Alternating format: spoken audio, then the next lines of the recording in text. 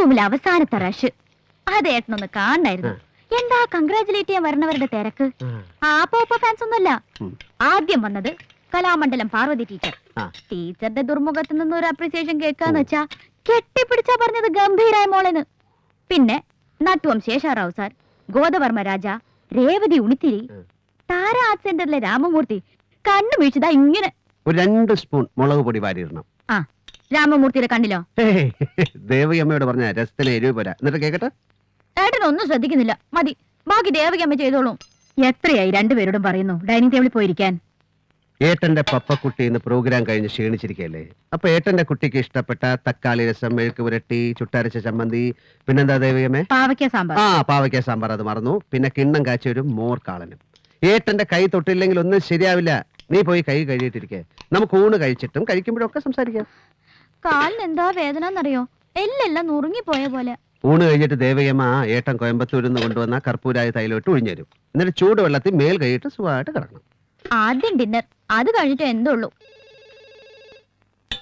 Hello, ആരാ? എനിക്കേട്ടാ. Hi, ഞാൻ wait ചെയ്യായിരുന്നു. പ്രോഗ്രാമിന്റെ സക്സസ് അത് നന്ദന്റെ മിടുക്ക. പിന്നല്ലാതെ ഞാൻ പറയുന്നത് അതൊന്നുമല്ല. എനിക്കൊന്ന് കാണാൻ തോന്നുന്നു. എന്താ അതിൽ ഇത്ര വലിയ തെറ്റ്? ഒന്ന് കാണണം തോന്നി, അത്രയല്ലേ പറഞ്ഞുള്ളൂ. ഓ, വലിയൊരു അഡ്വൈസർ. കണ്ണട വെച്ചോണ്ട് മാത്രം ആളുകൾക്ക് വലിയ മെച്ചൂരിറ്റി ഒന്നും വരില്ല. ഓ, ഏട്ടാ വേഗം സംസാരിച്ച് അവസാനിപ്പിക്കേ, കഴിക്കാം. സംസാരിച്ചു കഴിഞ്ഞു. നന്ദനായിരുന്നു ഏട്ടാ. ആ തിരക്കിനിടയ്ക്ക് ഒന്നും പറയാൻ പറ്റിയില്ല, അതുകൊണ്ട് വിളിച്ചതാ. ജസ്റ്റ് കൺഗ്രാറ്റ്സ് പറയാൻ. ഫ്രണ്ട്ഷിപ്പ് നല്ലതാണ്. അതിനു മുകളിൽ ക്രിയേറ്റീവായ പൊട്ടൻഷ്യൽസിനോടുള്ള ആരാധനയാകാം. പക്ഷേ അതിനപ്പുറത്തേക്കൊന്നും വളർത്തരുത്. പപ്പയുടെ ഫ്യൂച്ചർ ഏട്ടൻ കൂടെ ചിന്തിക്കുന്നുണ്ട്. രാവും പകലും അതിനെക്കുറിച്ച്. അതൊന്നും വെറുതെ ആകരുത്. പപ്പയ്ക്ക് മനസ്സിലായോ?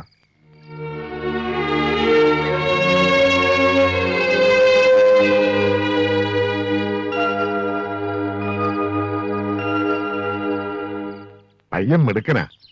ആരോട് ചോദിച്ചാലും നല്ലതല്ലാതെ ഒന്നും അയാളെ കുറിച്ച് പറയുന്നില്ല. പക്ഷെ സ്വാമി, കോളിയോടന്മാരുടെ ഇന്നത്തെ സ്ഥിതി എന്താ? ശേഖരൻ മുതലാളി തന്നെ പറഞ്ഞു, പൊളിഞ്ഞ കപ്പൽ. പൊളിഞ്ഞു താഴ്ന്നുകൊണ്ടിരിക്കുന്ന കപ്പലിലേക്കാണോ ഞാൻ പപ്പയെ പറഞ്ഞയക്കേണ്ടത്? പപ്പയ്ക്കും ഭർത്താവിനും കുഞ്ഞുങ്ങൾക്കും എന്തിനാ 4-5 ജനറേഷന് കഴിയാനുള്ള വക അവളുടെ പേര് കിടപ്പില്ലേ? അനിയത്തിക്കൊരു ഭർത്താവിനെ പണം കൊടുത്ത് വാങ്ങാമെന്നോ? അതോ ഒരു ഭർത്താവ് ഉദ്യോഗസ്ഥരെ നിയമിക്കാമെന്നോ? ഇല്ല സ്വാമി, വലിയ പണക്കാരനൊന്നുമല്ല, കൊള്ളാവുന്ന കുടുംബം, നല്ല ജോലി, അങ്ങനെ ചില മിനിമം ആഗ്രഹങ്ങളെ ഞാൻ പറയുന്നുള്ളൂ. അങ്ങനെ ഒരു ബന്ധം കിട്ടും. അവളെ തിരുത്താൻ കഴിയുമെങ്കിൽ അതല്ലേ നല്ലത്. വഴക്കു പറയരുത്. ഏട്ടന്റെ സ്വരം മാറിയാൽ തകർന്നു പോകുന്നൊരു മനസ്സാ പപ്പയുടേത്.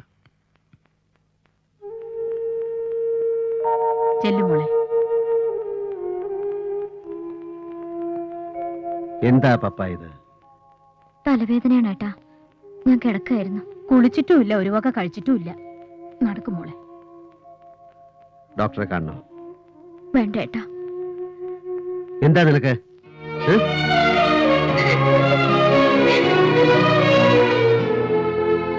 ഇത് എനിക്ക് സഹിക്കാൻ പറ്റില്ല സ്വാമി. അവളുടെ കണ്ണീര് കണ്ടാൽ, അവളെ കരയിച്ചിട്ട് പിന്നെ എന്താ നേടിക്കൊടുത്തിട്ട് എന്താ? സേതു, എനിക്ക് ആ പയ്യനെ, നന്ദനെ ഒന്ന് കാണണം.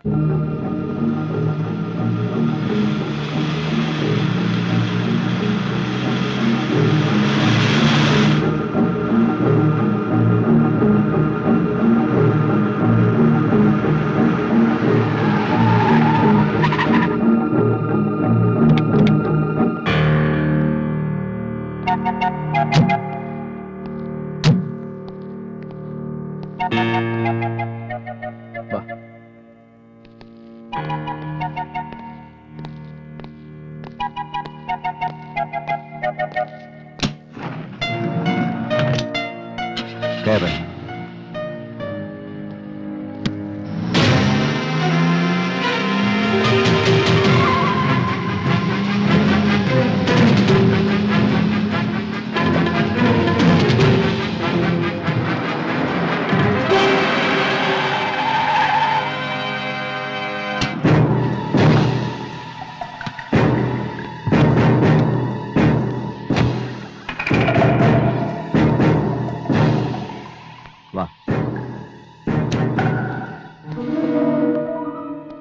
നിനക്ക് പേടി തോന്നുന്നുണ്ടോ? ഇല്ല, എന്തുകൊണ്ട്? ഞാൻ തെറ്റൊന്നും ചെയ്തിട്ടില്ല. തെറ്റും ശരിയും ആപേക്ഷികമാണ്. നിന്റെ തെറ്റ് എനിക്ക് ശരിയാവാം, എന്റെ ശരി നിനക്ക് തെറ്റായി കാണാം. വേദാന്തം പ്രസംഗിക്കാനല്ല ഞാൻ നിന്നെ കാണാൻ തീരുമാനിച്ചത്. എന്റെ പ്രശ്നം പപ്പയാണ്, പപ്പ മാത്രം. ഒരു പെൺകുട്ടി ജനിക്കുന്ന നാൾ തൊട്ട് അച്ഛന്റെയും അമ്മയുടെയും മനസ്സിലൊരു കനൽ ചൂട് നീറാൻ തുടങ്ങും. പ്രാപ്തനെന്ന് തോന്നുന്ന ഒരാളെ കണ്ട് കയ്യിലേൽപ്പിച്ച് അവളെ പടിയിറക്കുമ്പോഴാണ് അവ തീയണയുന്നത്. പക്ഷെ വിധിയുടെ കള്ളക്കളി പോലെ ഒട്ടും ദയ കാണിക്കാതെ, തിരിഞ്ഞൊരു വട്ടം പോലും നോക്കാതെ, ജന്മം കൊടുത്ത് ഊട്ടി വളർത്തി വലുതാക്കിയവരുടെ നെഞ്ചിലെ കനലിലേക്ക് ഒരു പെട്ടി വെടിമരുന്ന് വാരി എറിഞ്ഞിട്ട് ഏതെങ്കിലും ഒരു പന്ന നായിന്റെ മോന്റെ കൂടെ ഒരു ദിവസം അവൾ ഇറങ്ങിപ്പോവും. പറയാം, പ്രസംഗിക്കാം ആദർശങ്ങൾ, കാലണയ്ക്ക് വില പോലും ഇല്ലാത്ത പുരോഗമന ആശയങ്ങൾ. അവൾ ഇൻഡിവിജ്വലാണ്. അവളുടെ ലൈഫ്, ഡ്രീംസ്, അവളുടെ ഫ്യൂച്ചർ തേങ്ങാ കൊലയാണ്. കുപ്പായം ഊരി എറിയുന്ന ലാഘവത്തോടെ അവൾ ഊരി വലിച്ചെറിഞ്ഞ 2 പാഴ് ജന്മങ്ങൾ, അച്ഛനും അമ്മയും. പപ്പയ്ക്ക് ഞാൻ ഈ രണ്ടുമാണ്. എനിക്ക് അനിയത്തിയല്ല, മകൾ. അങ്ങനെ ഞാൻ വളർത്തി വലുതാക്കിയ പപ്പ എന്നെ കരയിക്കാനാണ് ഭാവമെങ്കിൽ, അതിന് നീയാണ് കാരണമെങ്കിൽ, ഈ മണ്ണിൽ ഞാൻ നിന്നെ ചവിട്ടി താഴ്ത്തും. പപ്പയുടെ ഏട്ടന് തെറ്റി. 2 വിഡ്ഢിക്കുട്ടികളല്ല ഞാനും പപ്പയും. പരസ്പരം റെസ്പെക്ട് ചെയ്യുന്ന നല്ല 2 സുഹൃത്തുക്കൾ. അതിനപ്പുറത്തേക്കൊന്നും അത് വളർന്നിട്ടില്ല, വളരാൻ ഞാൻ അനുവദിക്കില്ല. ആരെയും ഭയന്നിട്ടല്ല, പപ്പയോടുള്ള എൻ്റെ സ്നേഹക്കൂടുതൽ കൊണ്ട് തന്നെയാണത്. ഒരറ്റത്തു നിന്നും തീ പിടിച്ചു തുടങ്ങിയ വീട്ടിലാണ് ഞാനിന്ന് ജീവിക്കുന്നത്. ഒരിക്കലും പപ്പയെ അവിടേക്ക് വിളിച്ചുകൊണ്ട് ഞാൻ ദ്രോഹിക്കില്ല. പ്രേമം മനുഷ്യനെ അന്ധനാക്കും എന്നൊക്കെ പറയുന്ന റൊമാൻറ്റിക് സ്റ്റുപ്പിഡിറ്റിയിൽ എനിക്ക് വിശ്വാസമില്ല. ജീവിതം തന്നെയാണ് വലിയ കാര്യം, പിന്നെ പണവും. എനിക്കതറിയാം. അവൾക്ക് പിന്മാറാനാവില്ല എന്ന് പറഞ്ഞാൽ? അവൾക്ക് എന്നെ ഒരുപാട് ഇഷ്ടമാണെന്ന് എനിക്കറിയാം. പക്ഷേ അവൾ ഈ ഭൂമിയിൽ ഏറ്റവും വലിയതായി സ്നേഹിക്കുന്ന, ബഹുമാനിക്കുന്ന അവളുടെ ദൈവമാണ് നിങ്ങൾ. എന്റെ പൂർണ്ണ സമ്മതത്തോടെ ഈ വിവാഹം നടക്കുകയാണെങ്കിൽ നീ അതിനെക്കുറിച്ച് ചിന്തിച്ചിട്ടുണ്ടോ? ഞാൻ പകൽ സ്വപ്നങ്ങൾ കാണാറില്ല. അത് നല്ലത്.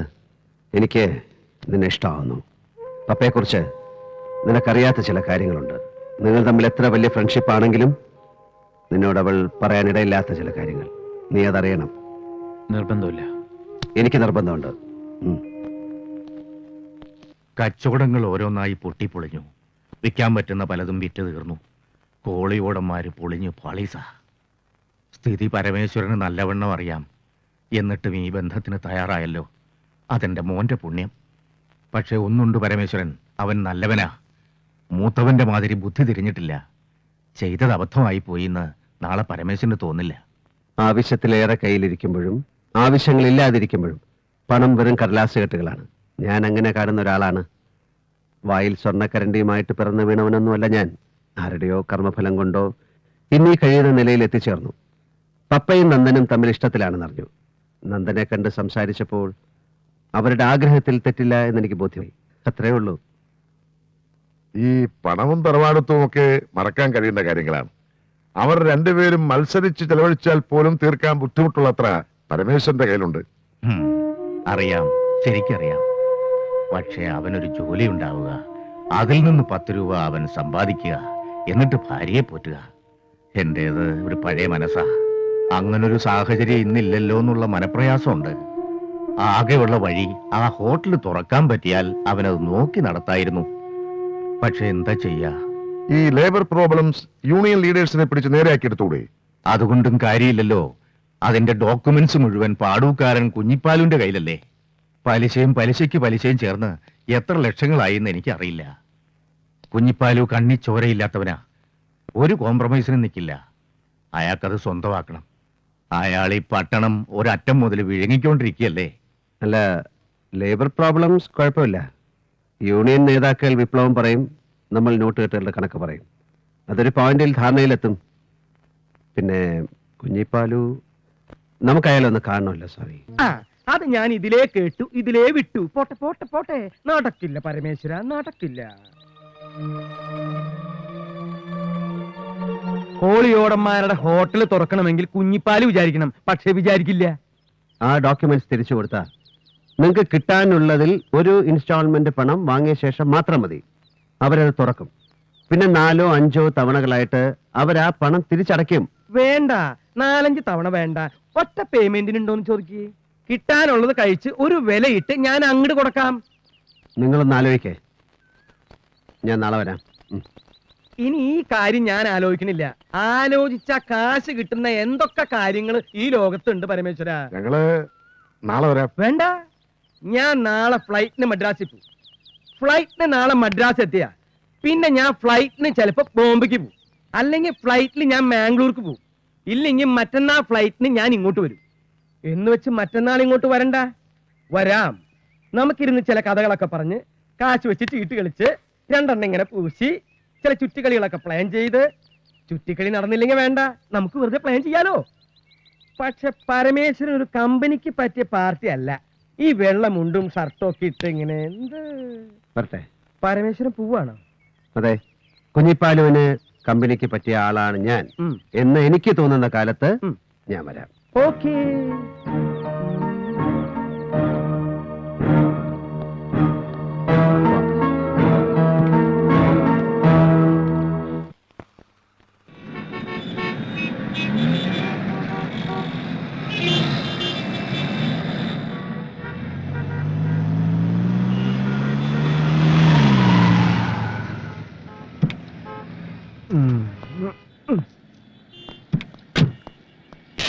അയ്യോ, ക്ലീൻ കരോ. എന്നെ രക്ഷിക്കാൻ വേറൊരാളില്ല ഭായി. ഇന്ന് ഇറാനിയെ കണ്ടില്ലെങ്കിൽ ഞാൻ ബോംബെക്ക് വരുമായിരുന്നു. ഈ ലങ്ക ഷെട്ടി എന്ന് പറഞ്ഞ തെണ്ടി കുഞ്ഞിപ്പാലു. ഹായ് നന്ദകുമാർ. വാട്ട്? ലങ്ക ഷെട്ടി. ആര് പറഞ്ഞു? ഞാൻ പറഞ്ഞു. നെയ്, ഞാൻ ജഗൻ ഭായിയോട് പറഞ്ഞ് എല്ലാം ക്ലിയർ ചെയ്തതാണ്. സബ് കുച്ച് സെറ്റിൽഡ് ആയിട്ടില്ല. ഞാൻ Madras. Anyway I am coming. Okay ഇൻഷാല്ലാ. ചില്ലറ കോളാണെങ്കിലും ഞാൻ വിട്ടുകളയും. ഇത് എന്റെ ഇറാനി 25 കിലോ ഗോൾഡാ. ഗോൾഡിന് പഴയ ഗുണമൊന്നുമില്ല, എന്നാലും. ഇറാനി അയ്യാർക്കാ சரி ஒண்ணு பண்ணு, திருப்பி கூப்பிட சொல்லு. ഇങ്ങോട്ട് വരാൻ പറ. ഇറാനി தெரியுமா അവർക്ക്? ഇറാനി? ഞാൻ ഈ പറഞ്ഞതൊന്നും ഇറാനിക്ക് മനസ്സിലായില്ല എന്ന് തോന്നുന്നു. താനിങ്ങനെ കപ്പന്ന് പറഞ്ഞോണ്ടിരിക്കണ്ട, എനിക്ക് കാര്യം മനസ്സിലായി. എടോ, ഇന്ന് ഇന്ത്യയിൽ നമ്പർ 2 ബിസിനസ് ചെയ്യുന്ന ടോപ്പ് പാർട്ടീസിനെയാണ് താൻ ഇവിടെ കാണാൻ പോകുന്നത്. അതിൽ ഞാൻ തന്നെ പരിചയപ്പെടുത്തുന്ന ആളിന് മാത്രമേ ഇക്കാര്യത്തിൽ തന്നെ സഹായിക്കാൻ പറ്റൂ. പിന്നെ ആ മനുഷ്യനോട് സംസാരിക്കുമ്പോൾ സൂക്ഷിക്കണം, നല്ല റെസ്പെക്ട് വേണം.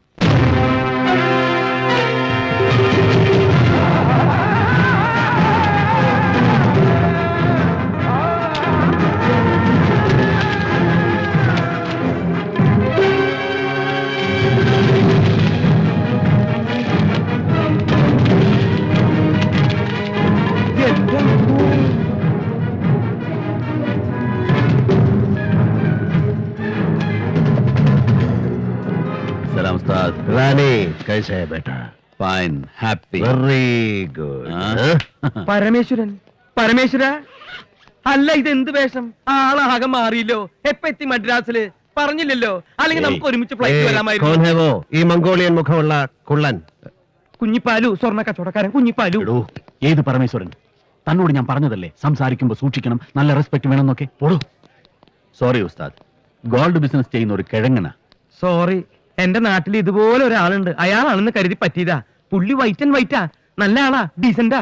എന്താ പേര് പറഞ്ഞേ? ഉസ്താദ്. ഉസ്താദെ, അയാൾ കുഞ്ഞിപ്പാലു. What bloody കഞ്ഞിപ്പാലു.